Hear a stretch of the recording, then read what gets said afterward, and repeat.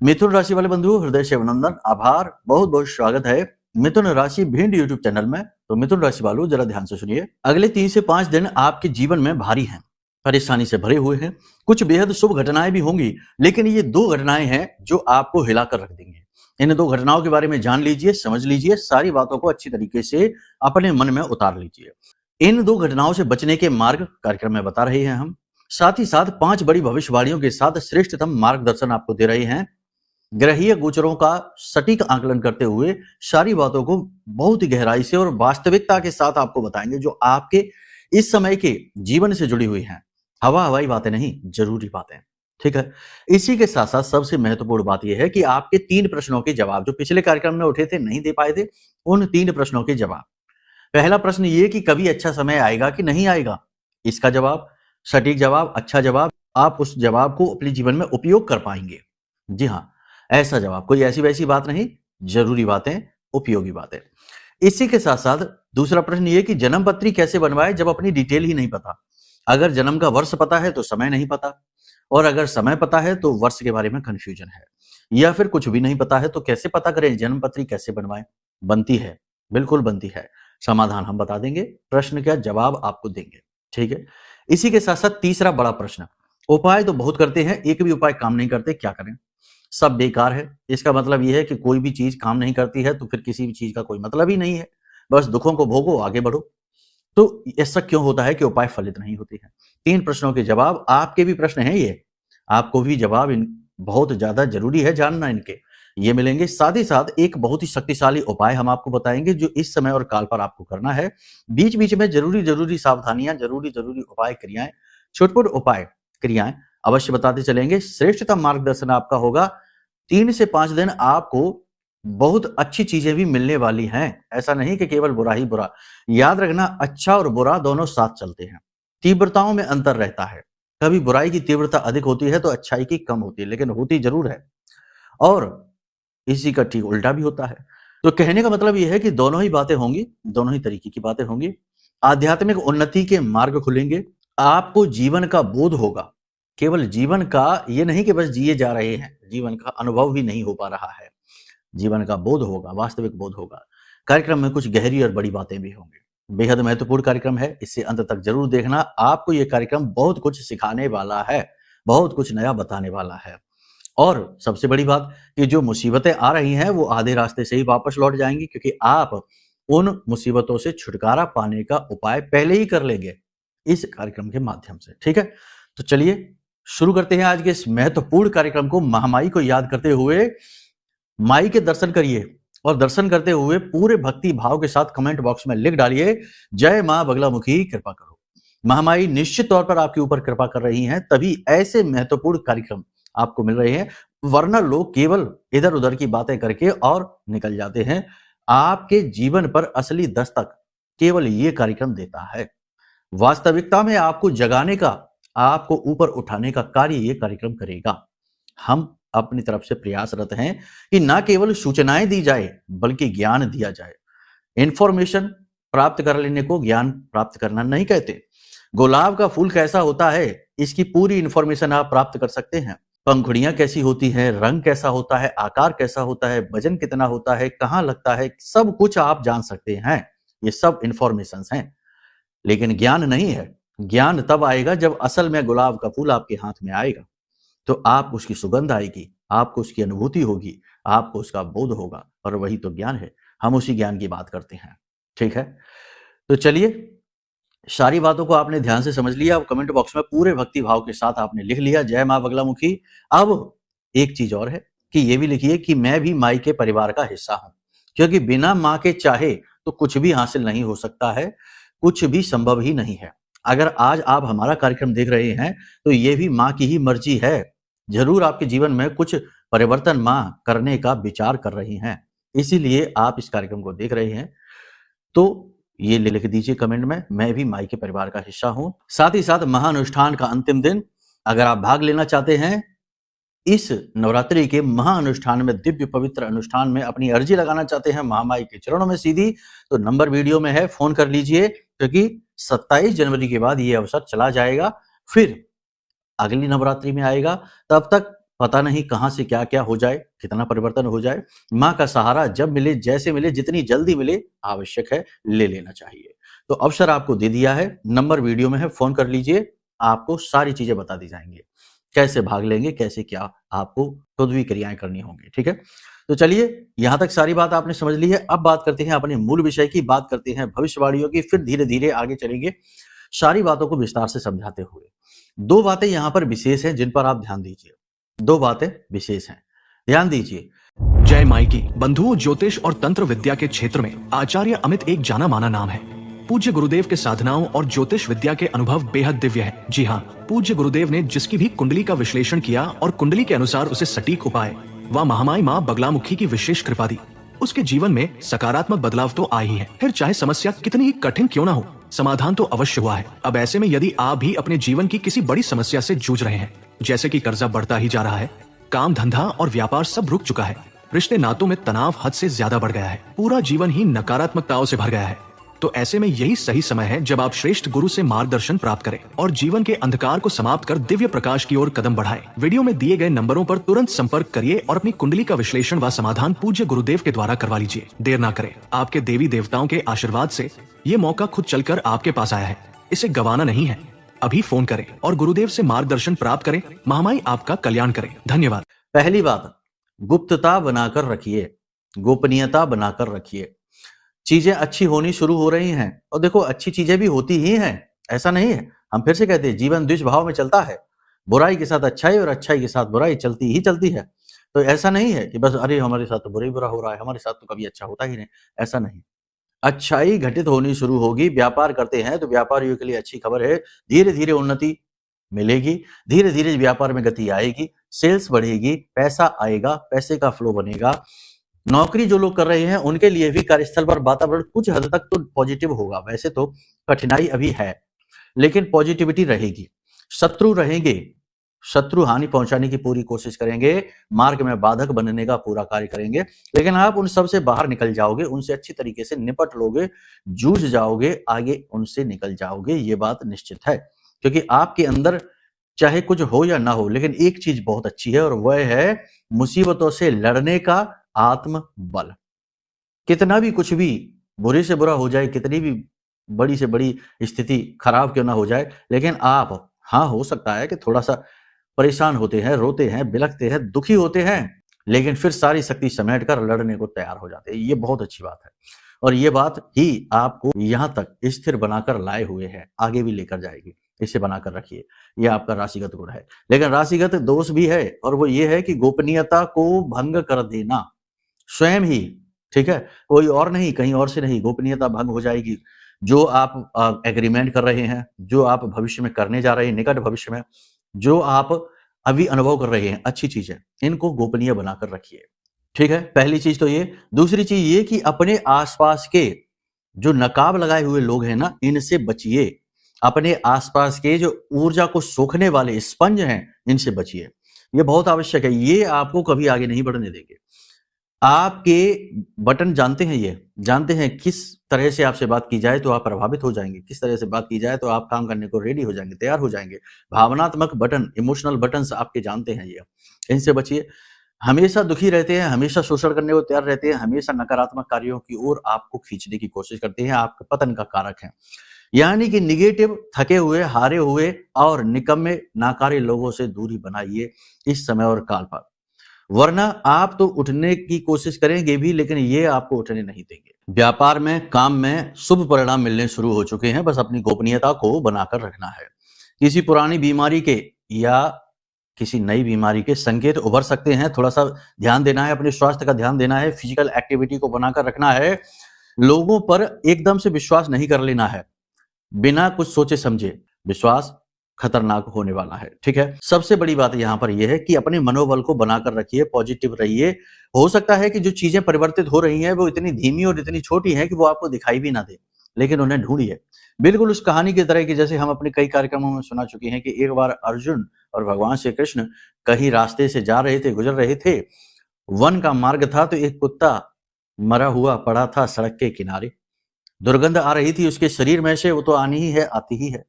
तो अर्जुन ने अपनी नाक बंद करते हुए कहा कि देखो माधव, कितना बुरा दृश्य है, दुर्गंध आ रही है। तो भगवान श्री कृष्ण मुस्कुराते हैं और कहते हैं कि अर्जुन, तुम्हें उसके चमचमाते दांत दिखाई दे रहे हैं। यानी भगवान श्री कृष्ण यहाँ पर क्या कहना चाहते हैं? ये कहना चाहते हैं कि बुराई चाहे लाख प्रबल क्यों ना हो जाए, लेकिन अच्छाई का अस्तित्व समाप्त नहीं कर सकती। अच्छाई को ढूंढो, जानो और उसे पहचानो और उसे अपनाओ और उसे बल दो। ठीक है ना? आपका सहायक आप ही हैं, आपके मार्गदर्शक आप ही हैं, आपके गुरु भी आप ही हैं। अपने बल को पहचानिए। आप इतने निर्बल नहीं, इतने कमजोर नहीं है, इतने असहाय नहीं है कि इसके उसके मदद की जरूरत पड़ती रहे। ठीक है? निर्णय लेने की क्षमता आपकी कमजोर हो जाएगी यदि आप जरूरत से ज्यादा लोगों के बारे में सोचेंगे।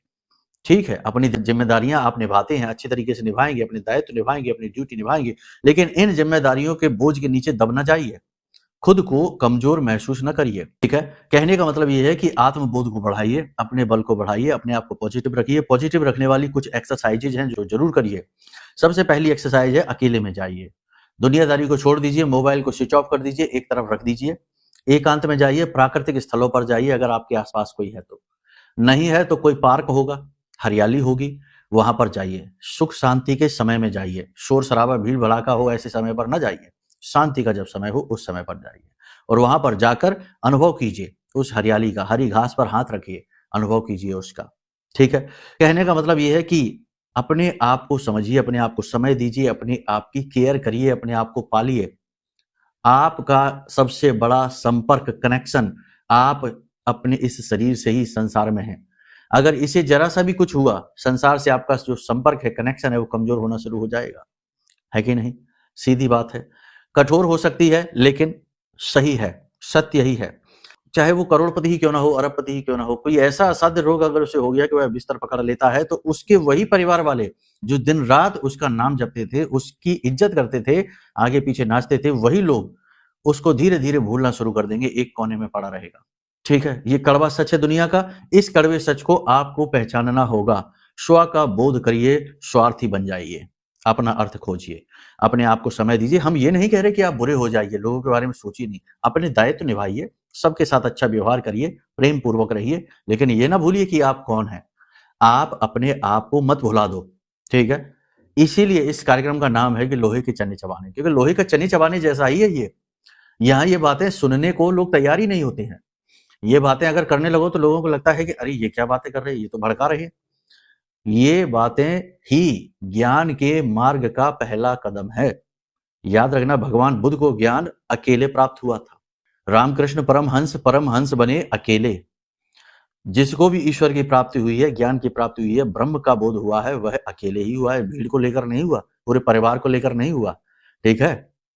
ये व्यक्तिगत विषय हैं, बड़ी बुद्धिमानी के साथ इन्हें हैंडल करना चाहिए, वरना तो कुतर्क करने वाले तो 500 कुतर्क कर चुके होंगे अभी तक हमारी बातों पर।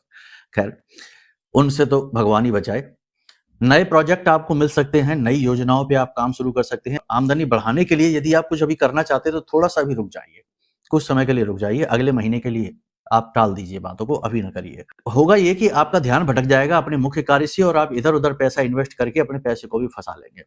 शेयर मार्केट आदि में यदि आप निवेश करना चाहते हैं तो लॉन्ग टर्म में निवेश करें, छोटे छोटे समय की अवधि के जो निवेश है वो नहीं, और ज्यादा बड़ा रिस्क और जोखिम ना लें। किसी से जल्दी से प्रभावित होकर निर्णय लेकर निवेश करेंगे, जरूर डूब जाएगा। तो जल्दी से प्रभावित नहीं होना है, पहले उसकी हिस्ट्री चेक करो, अच्छी तरीके से समझो कि ये आदमी है, ये संस्था है, ये कंपनी है, ये किस प्रकार से कार्य करती आई है, इसके अंदर कितनी लॉयल्टी है। कहने का मतलब ये है कि निर्णय आपको सोच समझ कर लेने होंगे। जल्दबाजी में या भावना में बहकर लिए गए निर्णय कठिनाई परेशानी के कारक बनेंगे। कोई एक व्यक्ति आपसे बिना मतलब में झगड़ा मोल लेगा, बिना मतलब में ऐसी बातें करेगा जो आपका अपमान करेंगे, आपसे मुहबाद करने की कोशिश करेगा, तनाव झगड़ा हो भी सकता है। कोर्ट केस वगैरह चल रहे हैं, वहां से आपको थोड़ी बहुत राहतें मिलनी शुरू हो जाएंगी, लेकिन आपको पॉजिटिव रहना है, भविष्य अच्छा ही है। कर्जा आपको जरूर परेशान करेगा, कर्जे की समस्या नहीं दूर होने वाली है, उसको दूर करने के लिए तो कुंडली आकलन कराइए। याद रखना, जिसकी कुंडली में मंगल बद का है वह कर्जे में जरूर रहेगा, कुछ भी कर ले। अब यहाँ पर सीधी सी बात है, देखो कर्जे भी कई तरीके के होते हैं, कुछ कर्जे पॉजिटिव, कुछ कर्जे नेगेटिव। कुछ कर्जे रातों की नींद खराब कर देते हैं और कुछ कर्जे होते हैं जो रातों को अच्छी तरह से चैन से सोने को देते हैं।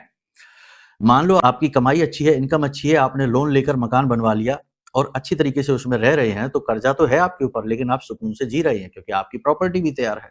तो कहने का मतलब यह है कि कर्जे भी कई प्रकार के होते हैं, लेकिन मंगल बद का जो कर्जा है वह कभी चुकता नहीं है। एक कर्जा चुकाने के लिए दूसरा कर्जा। इसी प्रकार कुंडली में कई प्रकार के दोष होते हैं। याद रखना कि कुंडली के जो दोष है वो आपके पिछले जन्म के कर्म है, जो इस समय इस जन्म में आपके सामने खड़े हो गए आकर। एक विशेष उम्र अवस्था पर आकर वो कर्म आपके सामने खड़ा होगा और कहेगा कि अब इसे काटो, भुगतो। तो या तो उसे भोगो या फिर उसे जानकर प्रायश्चित कर्म करके उसे काट दो, समाप्त कर दो। तो कहने का मतलब यह है कि कुंडली आकलन एक सर्वश्रेष्ठ निर्णय है। पुराने जमाने में याद करिए, जब कोई बच्चा पैदा होता था तो घर के बड़े बुजुर्ग, दादा दादी, नाना नानी सबसे पहले यही कहते थे कि इसका टीपना बनवा लो, इसकी पत्री बनवा लो, लिख लो कब किस समय काल पर हुआ था, और ज्योतिषी के पास भाग कर जाते थे और कहते थे बनाओ इसकी पत्री। उससे पता लगता था कि यह बालक क्या क्या अपने ऊपर दायित्व लेकर आया है, किस किस कर्म को भोगेगा, और उसके उपाय वहीं से होने शुरू हो जाते थे। आपने देखा ना, बचपन से ही किसी ने कह दिया इसके ऊपर काल सर्प है या फिर गंडमूल दोष है, किसी भी प्रकार की पूजाएं वहीं से होनी शुरू हो जाती थी और उसके जीवन सरल होता चला जाता था। पुराने जमाने में आप देखो, लोगों के पास रईसी हो, धन दौलत हो ना हो, कोई फर्क नहीं पड़ता, लेकिन चैन सुकून बहुत था। एक पड़ोसी अगर चिल्लाता था तो 4 अड़ोस पड़ोस के लोग खड़े हो जाते थे मदद के लिए। आज चिल्लाकर देखिए, कोई नहीं आएगा। यही है, आज धन दौलत हो सकती है, चीजें हो सकती हैं, तरह तरह की महंगी महंगी चीजें हो सकती हैं, लेकिन सुकून नहीं, चैन नहीं, और वही वास्तविक सुख है। ठीक है ना। कुतर्क नहीं, अगर कुतर्क करना है तो फिर कोई नहीं समझा सकता, ब्रह्मा जी भी नहीं समझा सकते हैं, हमारी तो कोई हैसियत ही नहीं है। ठीक है, बातों को समझिए, भाव को समझिए, आपके लिए है ये सारी बातें, हमारे अपने अनुभव हैं जो आपको हम बता रहे हैं। यहाँ पर आपको 3 चीजों का ध्यान रखना है, 3 घटनाएं आपके साथ होंगी। आत्मसम्मान की लड़ाई होगी, यानी अपने आप को साबित करने के लिए आपको मेहनत करनी होगी। आप अपना मान सम्मान बचाने के लिए आपको संघर्ष करना पड़ेगा। पहली चीज तो ये, क्योंकि मान सम्मान जा सकता है, कोई ऐसी बात हो सकती है। दूसरा ये, गोपनीयता भंग होगी, यानी आपकी छिपी हुई बातें, गुप्त प्रेम प्रसंग, गुप्त बातें बाहर आ सकती हैं। तीसरा ये कि आप किसी पर विश्वास करेंगे और वह आपको धोखा दे सकता है, यानी कि आपके साथ छल होने वाला है। इसी के साथ साथ इलेक्ट्रॉनिक सामान, इलेक्ट्रॉनिक आइटम खो सकते हैं, चोरी हो सकते हैं, खराब हो सकते हैं, तो थोड़ा इन पर भी आप ध्यान दीजिए। पेट से जुड़े रोग आपको परेशान कर सकते हैं। खाना हल्का रखिए, बाहर का खाना, दूषित भोजन न खाइए, कम मसाले वाला भोजन खाइए और अच्छा खाना खाइए जो सुपाच्य हो। ठीक है, तो स्वाद के पीछे ना भागिए। इसी के साथ साथ शरीर के किसी विशेष भाग में दर्द और स्किन पर भी किसी प्रकार के इन्फेक्शन हो सकता है। ठीक है, बाकी सब कुछ ठीक है। योग, प्राणायाम, अध्यात्म को महत्व दीजिए। अब बात करते हैं प्रश्नों की, आपने जो प्रश्न पूछे हैं। तो सबसे पहला प्रश्न ये है कि कभी अच्छा समय आएगा कि नहीं आएगा। तो हमने शुरुआत में ही इसका जवाब भी आपको दे दिया था कि हमेशा समय अच्छा और बुरा दोनों एक साथ लेकर चलता है। द्वेष भाव में तो जीवन ही चल रहा है, अच्छाई और बुराई साथ है, दिन और रात साथ हैं। तो ये जो है ना, आप सोचते हैं कि अच्छा समय कभी आएगा कि नहीं आएगा, अच्छा समय कभी आएगा कि नहीं आएगा, ये सोचते सोचते अगर जीवन जिएंगे तो कभी अच्छा समय नहीं आएगा। ग्रह नक्षत्र तो अच्छे हो भी जाएंगे, लेकिन वो तुरंत खराब भी हो जाएंगे, क्योंकि ग्रह तो भाग रहे हैं, घूम रहे हैं, अपनी गति में है, स्थिर तो बैठे नहीं है। तो समय तो बदल रहा है, तो आज अच्छा है, कल बुरा हो जाएगा। तो अब यहाँ पर स्थिर अच्छा समय कैसे आएगा? स्थिर अच्छा समय आएगा जब आप अपने ऊपर काम करना शुरू करेंगे। जी हाँ, दुनियादारी के काम बहुत कर लिए, लेकिन आपने कभी अपने ऊपर कार्य किया है? कोई व्यक्ति जिसकी कुंडली हम देख रहे हैं स्वास्थ्य से परेशान है, वजन बढ़ गया है, या जोड़ों में दर्द हो रहा है, या फिर खाना नहीं पच रहा है, बड़े परेशान है, हार्ट की समस्या, ब्लड प्रेशर की समस्या, शुगर समस्या। कोई व्यक्ति धन से परेशान है, क्योंकि बिना सोचे समझे निवेश कर दिया, इसकी उसकी बातों में आकर पार्टनरशिप कर ली। आप समझ रहे हैं ना हम क्या कहने की कोशिश कर रहे हैं। यहाँ पर जो आपकी समस्याएं हैं, जो आपका बुरा समय है, उसमें कहीं ना कहीं कुछ ना कुछ भागीदारी आपकी स्वयं की ही है। अब ये बात कड़वी है, हजम हो पानी मुश्किल है, लेकिन समझ लीजिए, आपकी भागीदारी, बिना आपकी मर्जी के आपका पैसा कोई ले जा सकता है क्या? आप जल्दी से प्रभावित हो गए, मीठी मीठी बातों में आ गए, लालच में भी आ गए, और आपने सोचा कि चलो इसके साथ कर लेते हैं पार्टनरशिप, और वो भाग गया आपके साथ फ्रॉड करके। सेहत के मामले में भी यही है कि आलस है, सेहत के बारे में सोचना नहीं है, फिजिकल एक्टिविटी ज्यादा है नहीं, खाने पीने पर नियंत्रण नहीं है, उल्टा सीधा भोजन खाना है, कुछ भी अनाप शनाप खा लिया, पेट खराब हो गया, शरीर में आलस। हमारा जो हाजमा है वह हमारे शरीर का पावर हाउस है, वहीं से तो एनर्जी जनरेट हो रही है ना। तो वो जब हमारा हाजमा ही खराब हो जाएगा तो हमारा शरीर कैसे चलेगा? तरह तरह के रोग उत्पन्न हो जाएंगे। तो कहने का मतलब यह है कि अपने ऊपर कार्य करिए, अपने स्वास्थ्य को करेक्ट करिए। फिजिकल एक्टिविटी, सुबह शाम जब भी आपको समय मिले थोड़ा टहलिए, कसरत करिए, लंबी लंबी सांसें, योग प्राणायाम करिए, अनुलोम विलोम करिए, गहरी गहरी सांसें लीजिए, हल्का खाना खाइए। ठीक है ना, हर वक्त स्वाद स्वाद नहीं, कभी बेस्वाद खाना खाइए। ठीक है, इसी के साथ साथ लोगों को भांपिए। आज के समय में कोई किसी का लाभ कराने नहीं आ रहा है। अगर कोई आपको बता रहा है कि इसमें फायदा उसमें फायदा, तो पहले इसमें उसका फायदा है, बाद में आपका फायदा है। तो किसी की बातों में जल्दी से प्रभावित ना हो जाइए। जब भी कोई आपके फायदे की बोले, सोचो उसका क्या फायदा है, यानी सतर्क हो जाइए। अगर आप अपने ऊपर कार्य करेंगे, अच्छी अच्छी किताबें पढ़ना शुरू करिए, धर्म कर्म की बातें सुनना शुरू करिए, गीता के ज्ञान को जीवन में उतारने की कोशिश करिए और संतों की वाणी को सुनिए, ठीक है ना। और कुतर्कियों से बचिए, क्योंकि आज का ये जो समय और काल है ना, ये नकारात्मक लोगों से भरा पड़ा है, पटा पड़ा है। एक पॉजिटिव आदमी के पीछे कम से कम 10 नेगेटिव इंसान लगे हुए हैं, उसको भी नेगेटिव बनाने में लगे हुए हैं, उतारू हैं। अगर वो अच्छा सोच रहा है तो उसकी बात का खंडन करने के लिए 10 लोग खड़े हो जाएंगे।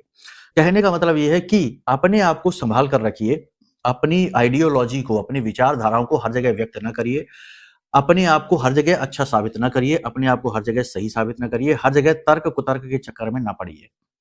बहुत सी जगह आप हारेंगे, हार जाइए, कोई बात नहीं है, आप अपने आप में जीत जाइए, ठीक है। अपने ऊपर काम करेंगे, अच्छा समय आ जाएगा, गारंटी के साथ हम लिख कर देते हैं। ग्रह जब भी आपको मौका देगा, आप उछाल मारोगे और आगे बढ़ जाओगे, लंबी दूरी तक पहुंच जाओगे, ठीक है। ये चीज यहां पर होगी क्लियर। दूसरी चीज की आपके पास डिटेल नहीं है तो कुंडली कैसे, तो देखो आपका कोई रिलेटिव है, कोई आपका रक्त संबंधी है, या बेटा बेटी है, या फिर आपका कोई भी रक्त संबंधी भतीजा है, भाई है, उसकी डिटेल होगी उसके आधार पर, क्योंकि परिवार के सभी लोगों के जो रक्त संबंधी होते हैं उनके सभी लोगों के ग्रह नक्षत्र जुड़े रहते हैं। आपकी जन्म पत्री में आपके पिता का भी भाव है, माँ का भी भाव है, भाई का भी भाव है, पत्नी का भी भाव है, तो रिश्तों के आधार पर भी कुंडली निकाली जा सकती है। तो आप बेफिक्र हो जाइए, ठीक है। अपने घर के जो आपके परिवार का सदस्य है उसकी डिटेल अगर है तो उसके आधार पर आपकी कुंडली बनेगी, और काफी हद तक सटीक बनती है, 80 से 90% सटीक हो जाती है। सैकड़ों कुंडलियां हमने बनाई हैं ऐसी, ठीक है। ये इसका जवाब हो गया। तीसरा कि उपाय फलित क्यों नहीं होते हैं। उपाय फलित नहीं होते हैं, कारण क्या है इसका, कि पहले तो आप खुद ही इतने नेगेटिव हो, सोच रहे हो कि देख लेते हैं ये भी करके, वैसे तो बहुत कुछ किया, कुछ नहीं हुआ। पहली मानसिकता ये कि अविश्वास, मन में भाव की कमी। दूसरी ये कि उपाय ठीक से ना समझना और उसे ठीक समय काल पर सही भाव के साथ, विधि के साथ ना करना। तीसरा ये कि सामग्रियां पूरी ना होना, आधी अधूरी सामग्रियों के साथ उपाय करना। तो ऐसी स्थिति से बचने के लिए कि भाई क्या करना है, पहले उपाय को अच्छी तरह से समझो, नहीं समझ में आ रहा है तो फिर उस उपाय को ना करो। सबसे बड़ा उपाय है महामाई से जुड़ जाना, ब्रह्म से जुड़ जाना, ईश्वर से जुड़ जाना। अगर आपको अपने जीवन में नेगेटिविटी से मुक्ति चाहिए तो हमने इसी समय और काल से आपको बाहर निकालने के लिए यह महारक्षा कवच बनाया है। बहुत सारे लोगों ने मंगाया है ये महारक्षा कवच और बहुत ही अच्छे रिजल्ट हैं। मतलब कि ऐसे ऐसे रिजल्ट है कि आप सुनकर आश्चर्य में पड़ जाएंगे। कि कोई कहता है कि हमारी नौकरी नहीं लग रही थी, जैसे ही कवच आया और हमने धारण किया और हमारे पास 2-2 3-3 ऑफर आ गए नौकरी के। कोई कहता है हम कर्जे में थे, बहुत परेशान थे और अचानक से पैसे की आवक हो गई, पैसा आ गया। बहुत सारी चीजें हैं, तो बताने चलेंगे तो दिन भर इसी में निकल जाएगा। तो इसको मंगवा लीजिए। अब कुछ तो करना ही पड़ेगा, या फिर ना मंगवाइए तो कोई बात नहीं है, हमसे बात करिए, संपर्क करिए। अगर आपके अंदर वो गुण हैं साधनाओं के, मेहनत के, तो हम आपको साधना दे देंगे, आप स्वयं ही देवी की जागृत शक्ति का अनुभव कर पाएंगे। लेकिन उसमें बहुत मेहनत लगती है, बहुत संयम, बहुत संकल्प, ठीक है। तो वो कर लीजिए। तो यहां पर सारे प्रश्नों के जवाब आपको मिल गए हैं। अब उपाय की बात कर लेते हैं। सबसे अच्छा उपाय इस समय और काल पर आपके लिए है, कुछ भी आप नहीं कर पा रहे, कुछ भी नहीं कर पा रहे हैं, केले का पौधा आपके पास होगा, केले की जड़ में कच्चा दूध, थोड़ा सा शहद मिलाकर चढ़ाइए और गाय के घी का दीपक जलाइए और वहीं पर बैठकर ओम नमो भगवते वासुदेवाय इस मंत्र का जाप कर लीजिए 10 से 15 मिनट के लिए। सारी व्याधियां कट जाएंगे, गुरु एक्टिवेट हो जाएगा और ग्रहों के पाप जो दोष हैं वो कमजोर पड़ जाएंगे। जैसे केतु दृष्ट हो रहा है, केतु देख रहा है चंद्रमा को, ये भी दोष कम हो जाएगा, ठीक है।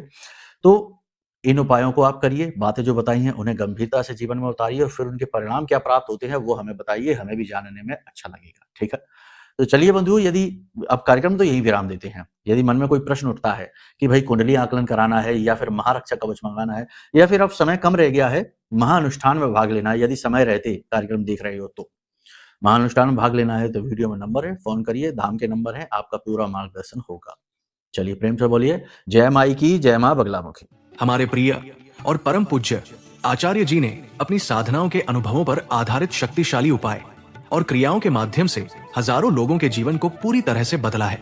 आचार्य जी के द्वारा बताया गया हर एक उपाय इतना सटीक और कारगर होता है कि जो भी इसे पूरे भाव के साथ कर लेता है उसे साक्षात महामाई की कृपा और आशीर्वाद प्राप्त हो जाती है। इसलिए निसंकोच इन उपायों को पूरे भाव के साथ करिए, आपका कल्याण होगा। जय माई की।